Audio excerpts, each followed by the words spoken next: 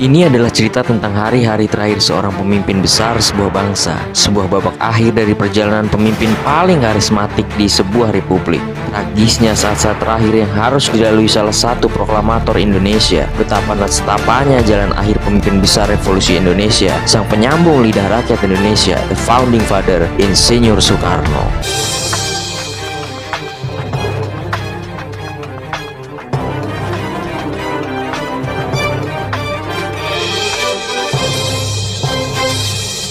Malam penculikan para jenderal pada peristiwa G30S 1965 bukan hanya menjadi peristiwa besar dan memilukan dalam sejarah bangsa Indonesia. Namun peristiwa ini ternyata juga menjadi lonceng awal dari saat-saat terakhir kekuasaan Bung Karno sebagai Presiden Indonesia, Ces. Loh kok bisa gitu ya?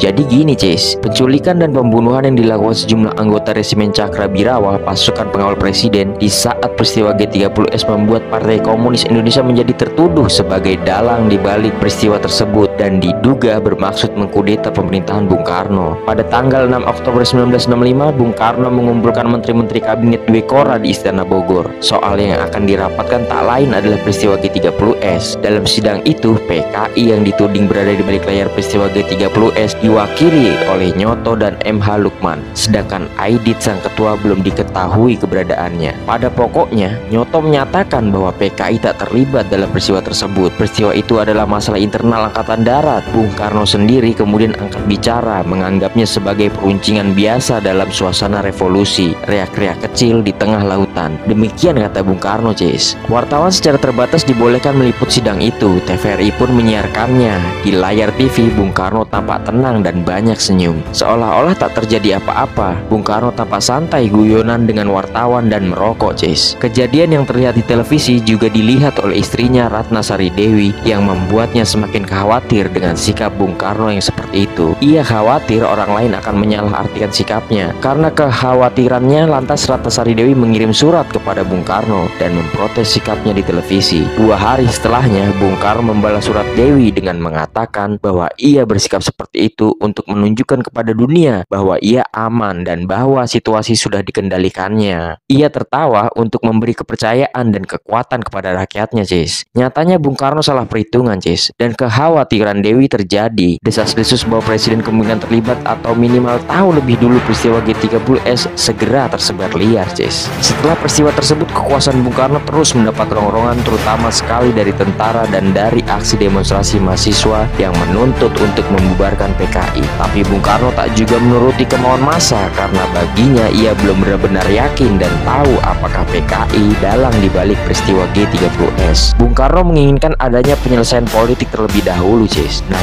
kok bisa ya, Cis? Bung Karno menginginkan penyelesaian politik dulu pada peristiwa tersebut. Jadi, Cis, Bung Karno sejak tahun 1959 untuk menstabilkan kekuatan-kekuatan politik yang ada, ia menyatukan unsur nasionalis, agama, dan komunis, Nasakom, dalam pandangan politiknya. Dan PKI juga saat itu menjadi salah satu partai terbesar di era pemerintahan Bung Karno. Makanya Bung Karno menginginkan hal tersebut, Cis. Keadaan politik nasional yang tak kunjung membaik membuat gerakan menentang Orde Lama atau pemerintahan Bung Karno mencapai puncaknya saat pelantikan kabinet Dwikora pada 24 Februari 1966. Mahasiswa melakukan boikot dengan melakukan aksi kempes ban di jalan menuju Istana Negara. Mereka memprotes dan menentang pelantikan kabinet. Demonstrasi secara besar-besaran pun terjadi kembali pada 11 Maret 1966 di depan Istana Negara. Demonstrasi tersebut mendapat dukungan dari tentara. Mahasiswa mengepung Istana Kepresidenan dan menyuarakan tritura, tuntutan rakyat, yang salah satunya menuntut pembubaran PKI, Cis. Sejumlah tentara tak dikenal juga disebut-sebut mengelilingi Istana Kepresidenan. Diakui oleh Kemal Idris bahwa itu pasukan Kostrad yang dia pimpin. Pasukan itu bergabung dengan mahasiswa. Nah, jadi demonya bukan murni dari mahasiswa lagi ya, Cis. Ada pihak lain yang ingin mendompleng aksi tersebut agar suasana makin suram. Pada tanggal yang sama, lonceng kedua dari akhir kekuasaan Bung Karno berdentang, yaitu pada saat Bung Karno menandatangani surat perintah 11 Maret. Dengan surat itu, Soeharto mengambil alih komando pimpinan. Dengan dalih mengamankan situasi, esoknya Soeharto membubarkan PKI dan pada 18 Maret menangkap 15 menteri loyalis Bung Karno karena dianggap terlibat dengan peristiwa G30S. Lalu Ces, pada 27 Maret, Bung Karno dengan sangat terpaksa mengumumkan kabinet baru bentukan Soeharto. Setelah segala kewenangannya dipreteli, Bung Karno diperlakukan tak lebih sebagai tukang teken dokumen saat itu. Menurut Asfi Warman Adam, selama periode ini mulai tampak kegetiran dalam diri Bung Karno karena ucapannya tak lagi didengar oleh para jenderal yang dulu sangat patuh kepadanya. Komando dan perintahnya tidak dimuat oleh surat kabar. Ucapannya dipelintir. Bahkan dia pernah menerima pamflet yang menuduhnya sebagai dalang utama G30S. Soekarno marah besar dan sangat geram, Ces. Ia memaki dalam bahasa Belanda. Periode ini juga disebut sebagai periode konsolidasi kekuatan Orde Baru yang disokong para tentara untuk membasmi PKI dan meredupkan kekuasaan Soekarno. Bung Karno bukannya tak melawan. Buktinya di peringatan HUT RI pada 17 Agustus 1966, ia menyampaikan pidato yang berjudul "Jangan sekali-kali melupakan sejarah, jas merah". Dalam pidato jas merah itu, Bung Karno secara tidak langsung mengungkapkan Super Semar disalah tafsirkan untuk mengakhiri kekuasaannya. Namun pidato Bung Karno itu seolah tak ada artinya karena tak mampu mengubah situasi politik yang telah dikuasai Soeharto. Perlawanan kembali dilakukan Bung Karno lewat pidatonya yang berjudul Nawaksara. Saat pertanggungjawabannya sebagai presiden di hadapan sidang Majelis Permusyawaratan Rakyat sementara. Namun pidato pertanggungjawaban itu ditolak oleh MPRS. Di pidato tersebut Soekarno mengatakan kemelut G30S sejatinya disebabkan oleh 3 aspek.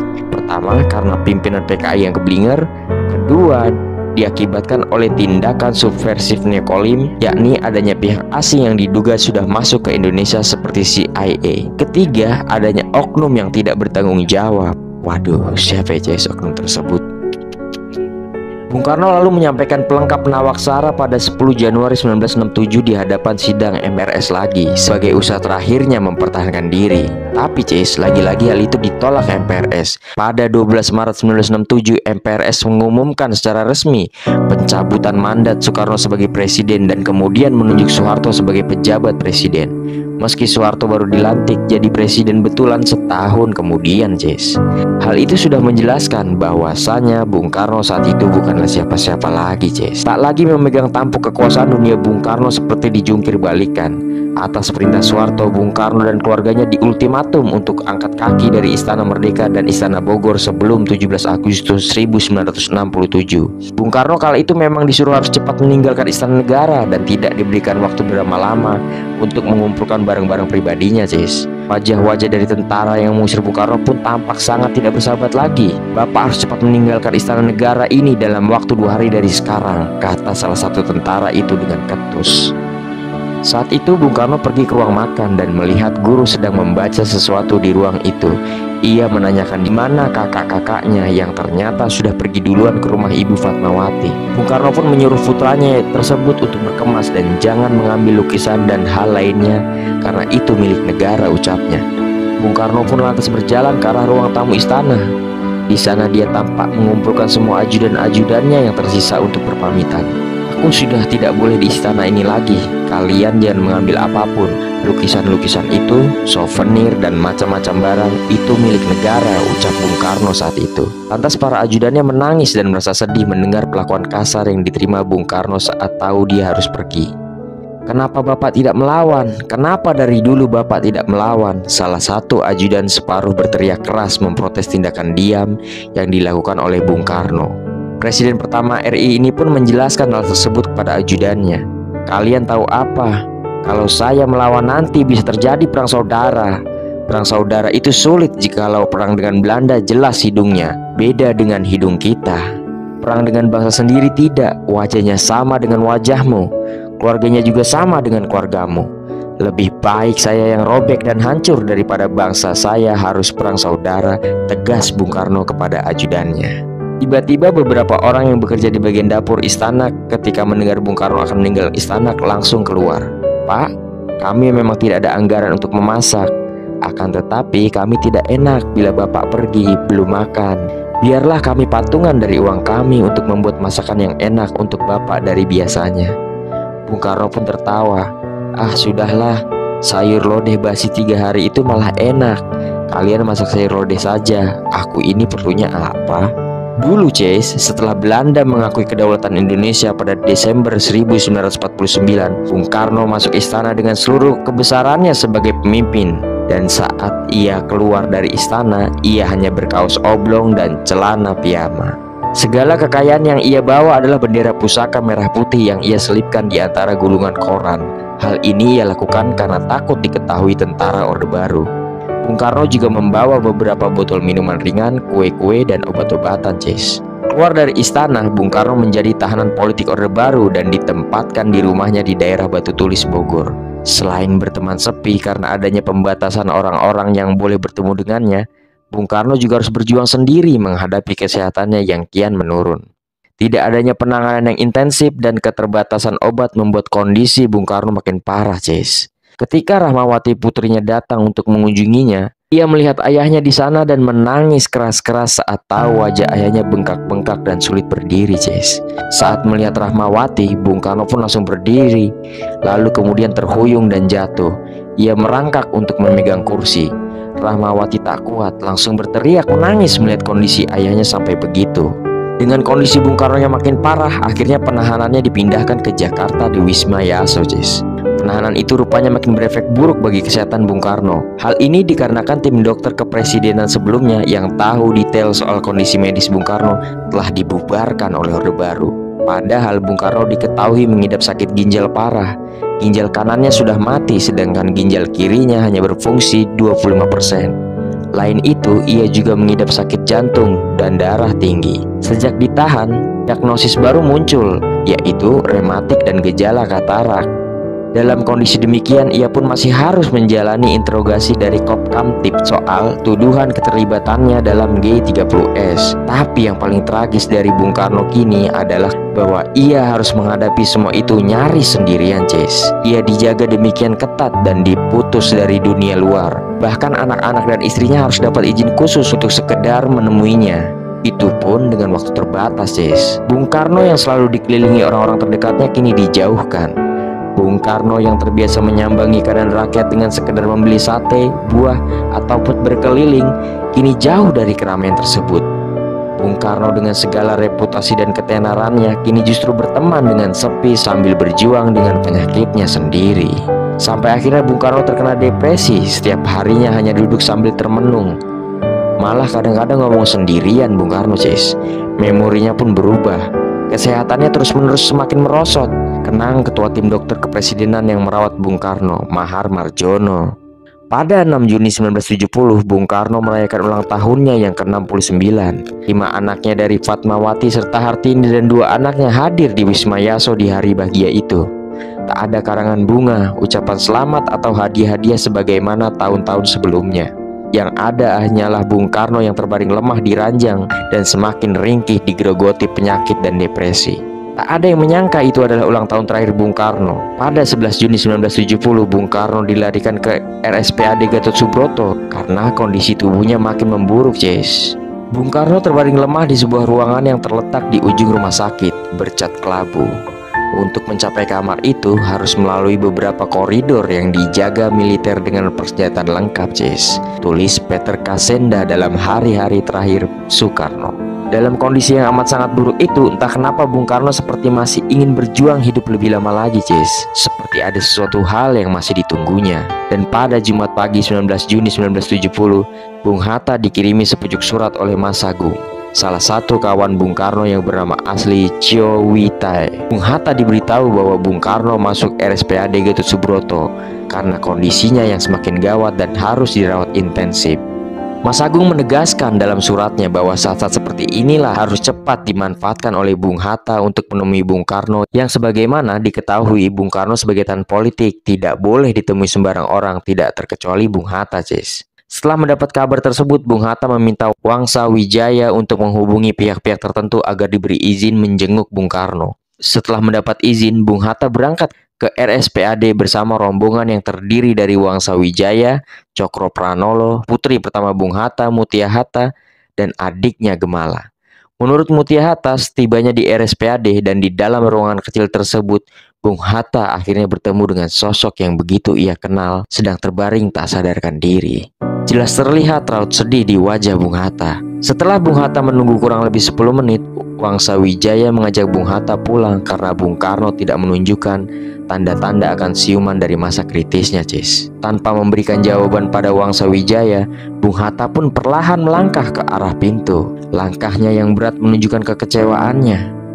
Sesekali Bung Hatta menoleh ke belakang, berharap kawannya itu sadar sebelum ia pergi dari ruangan tersebut. Saat akan membuka pintu, Bung Hatta masih mengarahkan pandangannya pada Bung Karno yang terbaring dengan mata terpejam itu, Jess. Beruntung pandangan Bung Hatta terus tertuju pada Bung Karno, karena sesaat setelah itu Bung Karno membuka matanya. Bergegas Bung Hatta menghampiri kawannya itu dan menyapa, "Ah, No, bagaimana keadaanmu?" Bung Karno tak menjawab, Jess. Kondisinya membuatnya sulit untuk berbicara. Namun, menurut Mutia, samar-samar terdengar Bung Karno mengucapkan, "Who got head?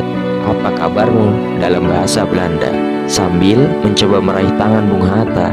Ada kata-kata lain yang diucapkan Bung Karno setelah itu, tapi baik Mutia Hatta dan Wangsa Wijaya tidak mengerti.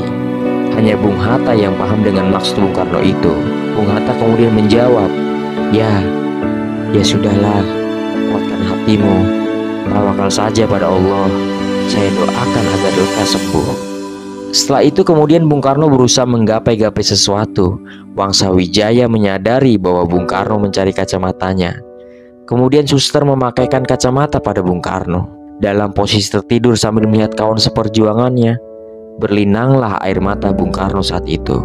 Bung Hatta pun mencoba menghiburnya sambil mengelus tangan Bung Karno yang bengkak. Begitu haru suasana saat itu. Tak ada pembicaraan di antara keduanya, Cis. Hanya air mata yang mengalir. Juga hati mereka berdua yang berbicara. Hati yang mungkin saling memaafkan, saling mengenang. Dwi tunggal yang berpisah tapi tak memendam dendam karena adanya perbedaan pandangan dalam politik, bersatu kembali saat itu untuk terakhir kalinya. Itulah saat-saat terakhir pertemuan dua sahabat sejati pendiri bangsa Indonesia. Itulah obrolan terakhir dua proklamator kemerdekaan Indonesia. Karena 2 hari kemudian pada tanggal 21 Juni 1970, Bung Karno menghembuskan nafas terakhirnya.